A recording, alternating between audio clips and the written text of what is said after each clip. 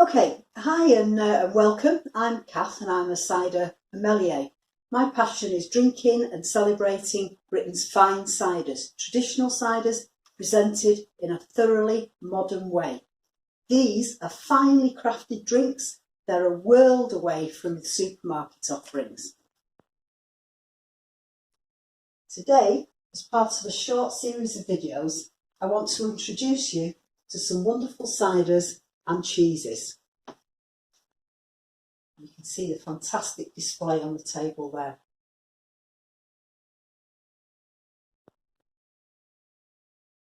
Okay, let's start with some recommendations for matching drinks and food.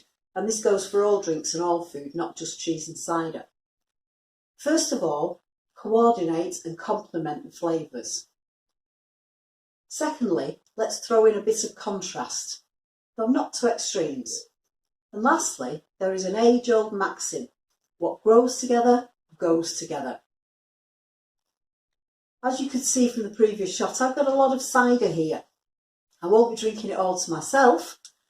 Cider should be thought of as a sort of low alcohol wine and shared in the same way. If you need to keep it, we use these handy little stoppers, which will keep your cider fresh, particularly in a fridge, for around about 3 days.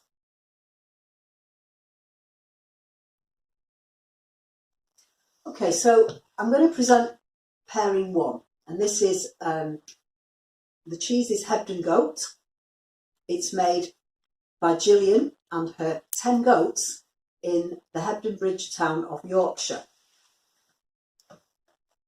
As you can see, it's a creamy soft cheese, and I'm going to put it on this Scottish oat cake because the crunchiness of this gives a nice contrast to the creamy soft cheese.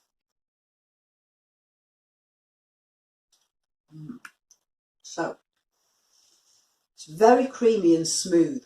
It's got a rich goat flavour with some grassy notes, and it ends with a really smooth, creamy finish. I paired this with a classic dry cider from Herefordshire. This is Enter the Dragon. It's a fine cider produced by Little Pomona using Dabinet apples from the world famous Dragon orchards, which they, by the way, hand pick every single one. So on the pour, first thing you'll notice is that little bit of fizz. This is produced by bottle conditioning. It's natural carbonation, and this will help to cut through the creaminess of the cheese. Next, just like you would a fine wine, I'm going to have a sniff. And on the nose, you get gentle aromas of the farm, plus beautiful ripe appley. Okay, onto the tasting. Swirl them around the mouth and you get the traditional flavours of a dry cider. It's juicy with deep fruity notes of the apple, some gentle spice notes, and a little bit of fresh, clean acidity. And it finishes with some soft, gentle tannins. This is from the 2018 season. That was a super warm, sunny summer. And the high sugar levels created in the apples by this make this a superb vintage. And that's my top tip. Look out for any cider 2018 vintage. It will be a special one. Thanks for watching. Look out for the next in the series when we look to a cheese and a drink that go together because they grow together and there's a bit of story involved. Yes, it includes a giant.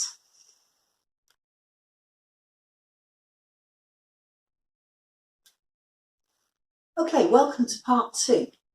Our next drink is a perry, a rare and special perry made from a centuries-old perry pear variety, of which only 8 trees survive. They were discovered by the famous cheesemaker only 15 years ago at the foot of the famous May Hill. The variety was thought to have disappeared in the 1950s. So I promised you a story. So, once upon a time, a giant stood atop May Hill. He took a bite out of the Perry pear from the tree that was growing there. But unfortunately, Perry pears are inedible. They're only any good for pressing juice out of and making perry. So the giant spat it out. Obviously, this was the time before C19 and face masks, etc. Because he was a giant, the seeds went quite far. And all those seeds grew into perry pear trees. So the story is that the best perry is made from trees that grow within the site of May Hill. The cheesemaker who discovered the rare flaky bark trees was a Mr. Charles Martell. His world-famous Stinking Bishop cheese featured in the Wallace and Gromit films. And he has developed this remarkable cheese in tribute to May Hill. May Hill Green is produced in a manner similar to Stinking Bishop, except that the rind is topped with chopped nettles that give the cheese a very distinct character. So, let's eat some.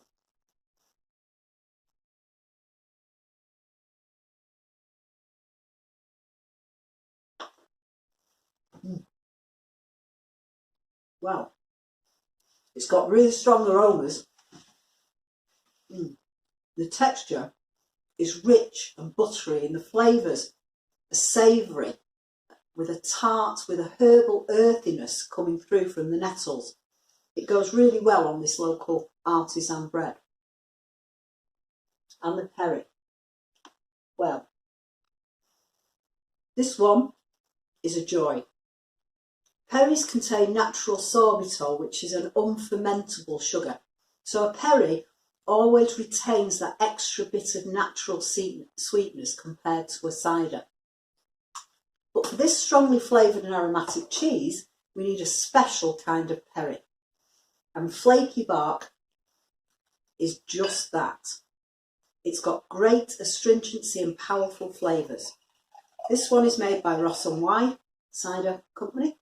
And I think that I'm right in saying that this is the only available single variety flaky bark perry.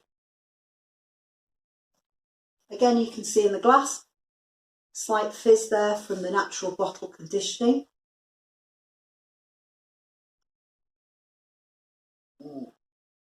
The aromas and the taste, absolutely amazing.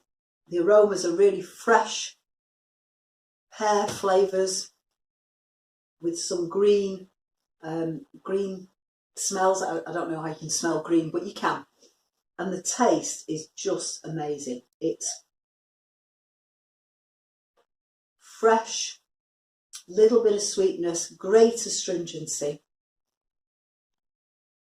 And with that cheese, this is a match made in heaven.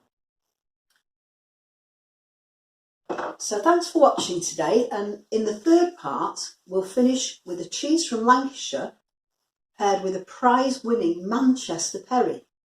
Yes, you heard it right. Dunham Press Cider took their Peterloo perry to the National Fruit Show in Kent last October, and they came away with the gold medal. I am really looking forward to tasting that pairing.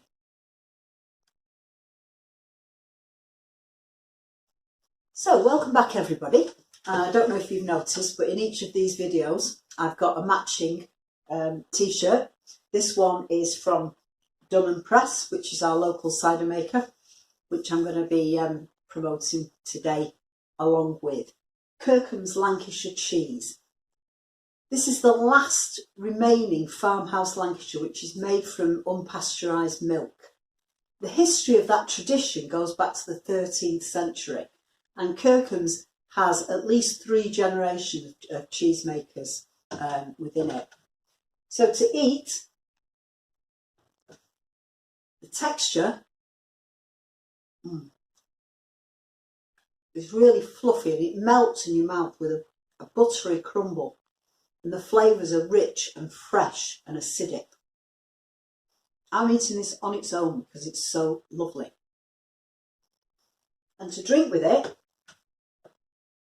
I have a contrasting sweetness from a Manchester perry. This is Peterloo Perry, and it's made by Dunham Press. They have more than 10 acres of orchards just outside of Altrincham.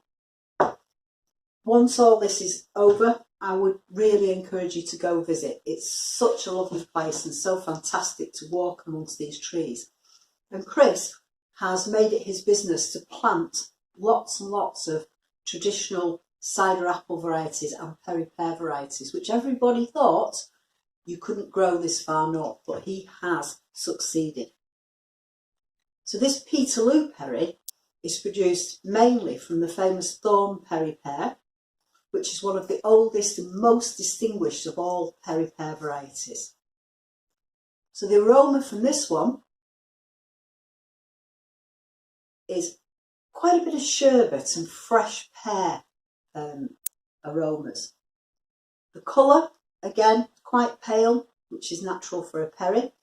There is no carbonation in this one. It is totally still, which again, ciders can be still or ciders can be bottle conditioned to give fizz. But I chose a still one here because the smoothness without any carbonation,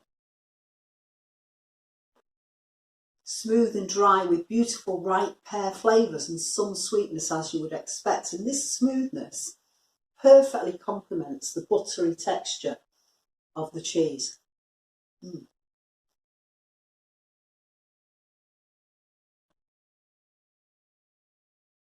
So, cheers and wassail to everyone. I hope you've enjoyed this series and I hope you feel inspired to try the cheeses and the ciders and perries that we presented to you today.